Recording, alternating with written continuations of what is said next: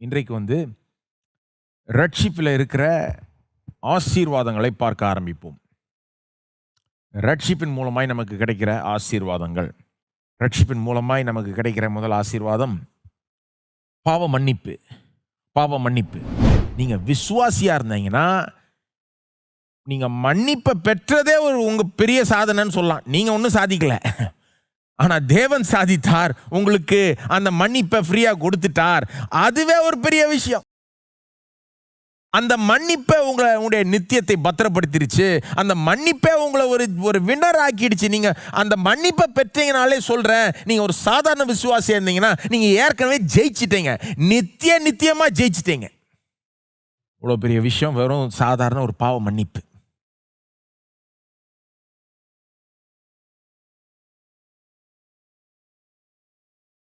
ரெண்டாவது இன்னொரு ஆசீர்வாதம். ஒரு ஆசீர்வாதம் பாவ மன்னிப்பு. ரெண்டாவது சுத்திகரிப்பு. பாவங்கள் சுத்திகரிக்கப்பட்டிருக்கின்றன. முதலாவது பாவங்கள் மன்னிக்கப்பட்டிருக்கின்றன. ரெண்டாவது நம்முடைய பாவங்களார நாம் சுத்திகரிக்கப்பட்டிருக்கிறோம். அதாவது இதை வேணே சொல்கிறேன், ஏன்னா நாம் தவறாக நினச்சிக்கூடாது. தேவன் நம்ம பாவத்தை மன்னிச்சுட்டு அது அப்படியே இருக்குதுன்ற மாதிரி நினச்சிக்கூடாது. ஏன்னா நாம் மன்னிக்கிறதும் தேவன் மன்னிக்கிறதுக்கும் பெரிய வித்தியாசம் இருக்குது பாருங்கள். நாம் ஒருத்தரை பார்த்துட்டு நான் மன்னிச்சிட்றேன்றோம், ஆனால் அவங்க பாவத்தை மனசுலேயே வச்சுன்னு இருப்போம். இப்படிலாம் சொல்லுவாங்க ஜனங்க, பார்த்துருப்பீங்க. நான் மன்னிப்பேன் ஆனால் மறக்க மாட்டேன் அப்படின்வாங்க. அது ரொம்ப புத்திசாலித்தனமாக சொல்கிறாங்கன்னு நினைப்பு. மன்னிச்சிருவேன் ஆனால் மறக்க மாட்டேன். அப்படி சொல்லாதவங்க கூட அப்படி செய்வோம். நம்ம பொதுவாக எல்லாருமே சொல்கிறேன், பொதுவாக ஒருத்தரை மன்னிச்சிருவோம், ஆனால் அவங்க செஞ்சதை மறந்துட மாட்டோம், மனசுலேயே வச்சுக்கிட்டு இருப்போம். அதுக்கப்புறம் அவங்கள பார்க்குறப்பெல்லாம் மனசுக்கு வரும், அவங்கள நடத்துகிறப்பெல்லாம் அதை மனசில் வச்சுக்கிட்டு அவங்கள ஒரு விதமாக நடத்திக்கிட்டு இருப்போம் பாருங்கள். ஆனால் கேட்டால் சொல்லுவோம் மன்னிச்சிட்டேன்னு. அப்போது நாம் இப்படி நடந்துக்கிறதுனால நாம் என்ன நினச்சிக்கிறோம், தேவன் இப்படி தான் மன்னிக்கிறார். கிடையாது. தேவன் ஒரு மனுஷனை மன்னிக்கிறார்னா வெறும் மன்னிச்சுட்டு விடல. அவர் பாருங்க, அவர் எப்படி அவருடைய மன்னிப்பில் என்ன அடங்கியிருக்குன்னா சுத்திகரிப்பு. பல காரியங்கள் அடங்கியிருக்கு. அது சுத்திகரிப்பு. சுத்திகரிப்புனா அவங்க பாவத்தையே சுத்திகரிச்சிடுறார். அதாவது அந்த பாவத்தை நீக்கி போட்டு விடுகிறார், முற்றிலுமாய் நீக்கி அகற்றி விடுகிறார். பாவத்தை மன்னிக்கிறார்னா அதுக்கப்புறம் அந்த மனுஷனுடைய பாவத்தை நினைச்சு பார்க்க மாட்டார். கொஞ்சம் விளக்குறேன் பாருங்க. பாருங்க, பாவம் நம்மை கரைப்படுத்துது. sin stains us. sin leaves a stain. பாவம் பாருங்க, ஒரு குழம்ப ஊத்தினாலே கரை உழுது. அப்போ பாவம் அதை காட்டலும் இவ்வளோ பெரிய ஒரு கரை உண்டாகுது பாருங்க பாவத்தின் நிமித்தமாக. பாவத்தை செஞ்சுட்டு போயிடுறோம்னா அந்த ஒரு செயலோட முடிஞ்சிடல, அதனால ஒரு ஸ்டெயின் ஆகிடுது, ஒரு கரை ஆகிடுது, ஒரு அழுக்கு, ஒரு மாசு.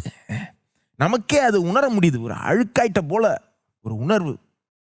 பார்த்துருக்கீங்களா? சிலர் பாவம் செஞ்சுட்டு, அல்லது சிலர் அவங்களே பாவம் செஞ்சுருக்க மாட்டாங்க, ஏதோ ஒரு மற்றவங்க பாவத்தினால அவங்க அதில் இழுக்கப்பட்டு அந்த மற்றவங்க பாவத்தினால பாதிக்கப்பட்டு கூட இருக்கலாம்.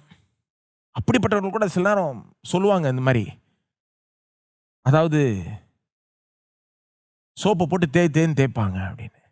அவங்களுக்கு தாங்க அழுக்கா இருக்கிறாங்கன்ற ஒரு உணர்வு. அப்போ அந்த பாவம் அந்த கரையை உண்டாக்குது, ஒரு அழுக்கை உண்டாக்குது. வேதம் என்ன போதிக்குது? அதுக்கு பதில் என்ன? இயேசுனுடைய ரத்தம். 1 யோவான் 1:7. இயேசு கிறிஸ்துவனுடைய ரத்தம் சகல பாவங்களையும் நீக்கி நம்மை சுத்திகரிக்கும். ரொம்ப சிம்பிள் பதில், ரொம்ப வல்லமையான பதில். இயேசு கிறிஸ்துவனுடைய ரத்தம் சகல பாவங்களையும் நீக்கி நம்மை சுத்திகரிக்கும். சகல பாவங்களையும் நீக்கி நம்மை சுத்திகரிக்கும். பாவத்தினுடைய அந்த கரையை இயேசுடைய ரத்தம் நீக்கிடும். பாவம் உண்டாக்குற அந்த அழுக்க இயேசுடைய ரத்தம் நீக்கி போட்டுரும். சோப்பு வாட்டருக்கே அவ்வளோ வல்லமை இருக்குன்னா, குழம்பு கரையை எடுத்துட முடியும்னா, சோப்பு போட்டாலே அவ்வளோ பவர் இருக்குன்னா, இயேசுடைய ரத்தத்துக்கு எவ்வளோ பவர் இருக்குது, எவ்வளோ வல்லமை இருக்குது. யோசித்து பாருங்க. என்ன சோப்பு போட்டாலும் பாவம் கரை போயிடாது. இயேசுடைய ரத்தம் தான் அதுக்கு தேவை. இயேசுடைய ரத்தத்துக்கு மட்டுமே அப்படிப்பட்ட வல்லமை உண்டு. பாவத்தை மூடுறது மட்டும் இல்லை, மன்னிக்கிறது மட்டும் இல்லை, அந்த கரையே நீக்கிடுது, எடுத்துருது. பாவங்களார சுத்திகரிக்கப்பட்டிருக்கிறீங்களா நீங்க? ஏசாயா 43:25 வாசிப்போம். நானே உன் மீறுதல்களை என் நிமித்தமாக குலைத்து போடுகிறேன். இன்னொரு மொழிபெயர்ப்பு அதை எப்படி சொல்லுது? துடைத்தழிக்கின்றேன். ஒரு கரையை நாம தொடச்சு அழிச்சு விட்டுறோம்ல, போயிடுது, அவ்வளோதான். சுத்திகரிச்ச பிறகு அது இனி அந்த கரை இல்லாத அளவுக்கு செய்ய முடியுது நம்மளால. சாதாரண கரையை சொல்றேன். அதே காரியத்தை இயேசுடைய ரத்தம் நம்முடைய பாவத்துக்கு செய்ய முடியுது பாருங்க. தேவன் எப்படி சொல்றார்? நானே, வேற யாரும் செய்ய முடியாது. நானே உன் மீறுதல்களை என் நிமித்தமாகவே குலைத்து போடுகிறேன், துடைத்தழிக்கின்றேன். ஒரு சின்ன பொண்ணு ஸ்கூலுக்கு முதல் நாள் போச்சான். சின்ன பொண்ணு முதல் முறையாக ஸ்கூலுக்கு முதல் நாள் போகுது. முதல் முறையாக அந்த போர்டை பார்க்குது. அங்கே டீச்சர் வந்து போர்டில் என்னென்னமோ எழுதி போடுறாங்க. எழுதி போட்டு கொஞ்ச நேரம் கழித்து ஏதோ ஒரு துணியை எடுத்து அதை அப்படியே அழிக்கிறாங்க. அழிச்சோன்னா அந்த எழுதி போட்டதெல்லாம் போயிடுச்சு. அந்த பொண்ணு அதை பார்த்ததே இல்லை இது வரைக்கும். அந்த மாதிரி போர்டும் பார்த்ததில்லை, இந்த மாதிரி எழுதி போட்டு அழிக்கிறதெல்லாம் பார்த்ததில்லை. அதை பார்த்து அப்படியே ஆச்சரியமாக பார்க்குதான். எழுதி போடுறாங்க, இப்படின்னா போயிடுது அது. அன்றைக்கி வீட்டுக்கு போய் அவங்க அம்மாட்ட அந்த பொண்ணு கேட்குது, அம்மா இந்த டீச்சர் வந்து எழுதி போடுறாங்க, அப்புறம் எப்படின்றாங்க, அதெல்லாம் போயிடுது, எங்கே போகுது அது அப்படின்னு. அவங்க அம்மாவை பார்த்து அந்த பொண்ணு கேட்டுச்சான். அவங்க அம்மா சொன்னாங்களாம், அது மறைந்து போயிடுது. இல்லை எங்கே போகுது அப்படின்னு தான் அந்த பொண்ணு. எழுதி போட்டாங்களே, எங்கே போச்சு? அப்போ அந்த அம்மா சொல்லுதான், ஏப்பா அது வந்து அப்படியே அழிச்சா அது போயிடும்பா, மறைஞ்சு போயிடும், அது அவ்வளோதான். அந்த பொண்ணு திரும்ப திரும்ப அதே கேள்வியை கேட்குதான்னா, எங்கே போச்சு அது, எங்கே போச்சு, எங்கே போச்சு, இருந்ததே எங்கே போச்சு? அந்த அம்மா எவ்வளோ முயற்சி எடுத்து சொல்ல பார்த்தாங்களாம். ஏம்மா இது இப்படிதாம்மா அப்படிதான்னு இப்படியும் அப்படியும் விளக்கா பார்க்குறாங்களாம். ஓரளவுக்கு தான் முடியுது. போயிடுச்சுன்னு தெரியும், எங்கே போச்சு எப்படி போச்சுன்றது அதுபோல தான் பாருங்க.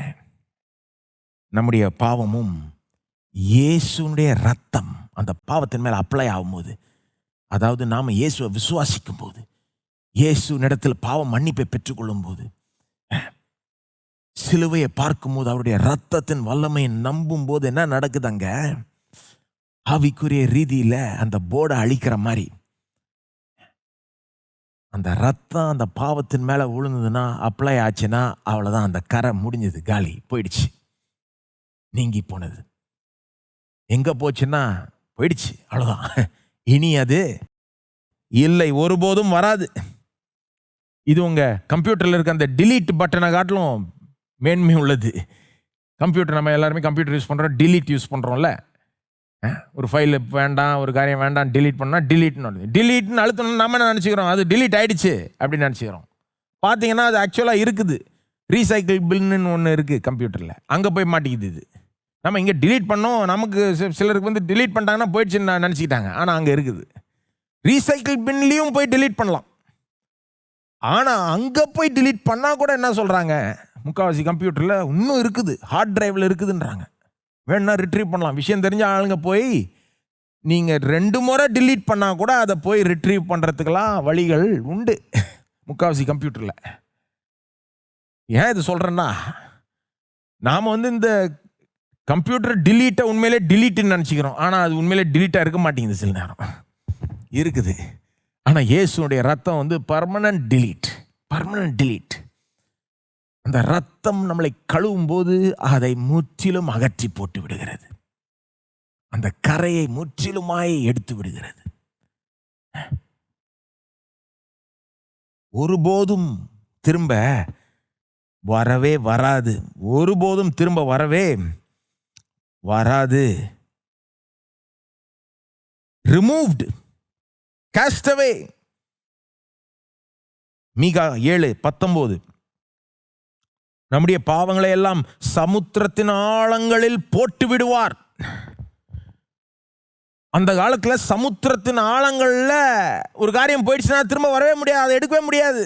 அவங்கள்ட்ட சப்மரீன்லாம் இல்லை, உள்ளே போகிற மாதிரி போட்லாம் இல்லை பாருங்க. சமுத்திரத்தின் ஆழத்தை யாரும் பார்த்ததும் இல்லை. இப்போ அவங்கள பொறுத்த வரைக்கும் சமுத்திரத்தினால அவ்வளோதான், அங்கே போயிடுச்சா திரும்ப. அதனால தான் தேவன் அவங்களுக்கு புரிகிற மாதிரி சொல்கிறார். அந்த காலத்தில் மீகால என்ன சொல்கிறாரு, தேவனை பற்றி இந்த வசனம் என்ன சொல்லுது, நம்முடைய பாவங்களை எல்லாம் சமுத்திரத்தின் ஆழங்களில் போட்டு விடுவார்னா அர்த்தம் என்ன, புரிஞ்சிக்க வேண்டியது என்ன, ஒருபோதும் திரும்ப வராது.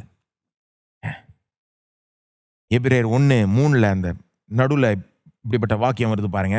நம்முடைய பாவங்களை நீக்கும் சுத்திகரிப்பை உண்டு பண்ணி, வெறும் சுத்திகரிப்பில், நம்முடைய பாவங்களை நீக்கும் சுத்திகரிப்பை உண்டு பண்ணி உன்னதத்தில் உள்ள மகத்துவமானவருடைய வலது பாரசத்தில் உட்கார்ந்தார். வலது பாரசத்தில் சிங்காசனத்தில் இயேசு உட்கார்றதுக்கு முன்னால் என்ன செய்தாராம்? நம்முடைய பாவங்களை நீக்கும் சுத்திகரிப்பை உண்டு பண்ணினார். அதை உண்டு பண்ணி முடிச்சதுனால தான் உட்கார்ந்தார்ன்றதுக்கு அர்த்தமே என்னது? இந்த வேலை முடிஞ்சது, கம்ப்ளீட்டாக முடிஞ்சது. அரைகுறையாக முடியல, கம்ப்ளீட்டாக முடிஞ்சது.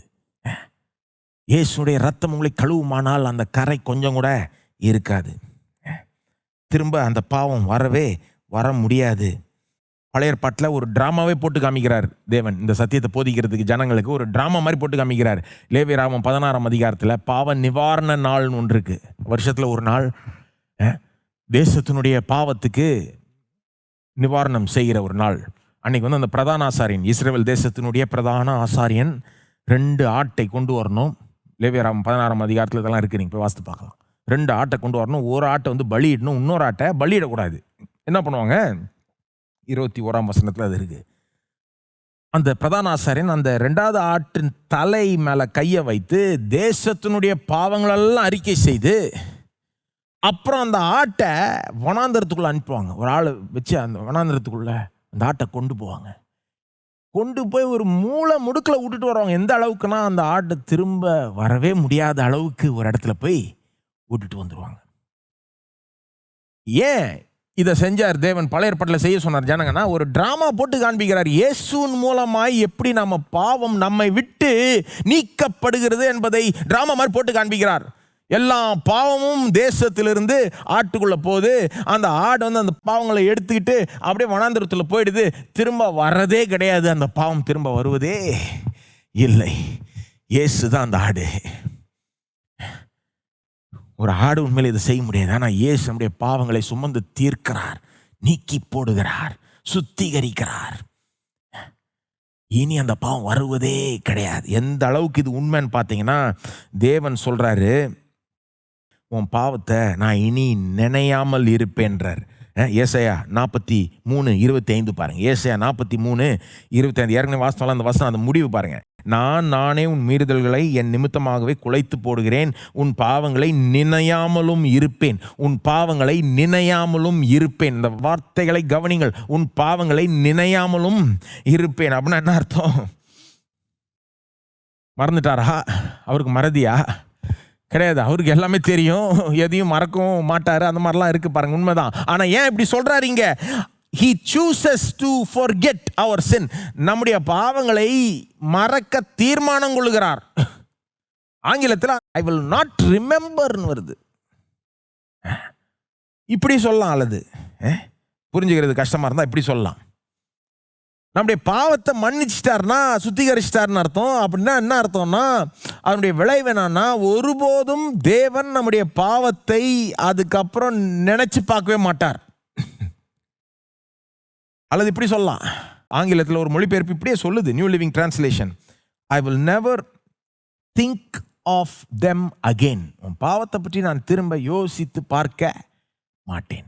Never think of them again. இப்படி சொல்றேன், இல்லைனா புரிஞ்சுக்கிறது கஷ்டமா தான் இப்படி சொல்றேன். அதுக்கப்புறம் நம்மளை நடத்தும் போது நாம பாவம் செய்யாத மாதிரியே தேவன் நம்மளை நடத்துவார். பாருங்க, நாம ஒருத்தரை சொன்னது போல நாம ஒருத்தரை மன்னிக்கிறோம், ஆனா மறக்கிறது இல்லை. அவங்க செஞ்சதை மனசுலேயே வச்சுன்னு இருப்போம். அடுத்த முறை அவங்க நம்மளை பார்க்க போகும்போது நமக்கு மனசில் அதுதான் ஓடிட்டு இருக்கு. தேவன் அப்படி கிடையாது. நாம் அவர்கிட்ட போய் மன்னிப்பை பெற்றுக்கொள்கிறோம், சுத்திகரிப்பை பெற்றுக்கொள்கிறோம்னா அதுக்கப்புறம் நம்ம ஜெபத்தில் அவர்கிட்ட போகிறப்போ, முந்தின வாட்டி நீ இந்த பாவத்தை செஞ்சால அப்படின்னு யோசிச்சுட்டு இல்லை. அவர் அதை மனசில் வச்சுக்கிட்டு இல்லை. அதுக்கப்புறம் அதை யோசிக்கிறதே கிடையாது. அதுக்கப்புறம் நம்மளை நடத்துறது அந்த பாவத்தை மனசில் வச்சுக்கிட்டு நடத்தல, சுத்திகரிச்சிட்டார், நீக்கி விட்டார். பாவமே செய்யாதது விதத்தில் நடத்துகிறார்.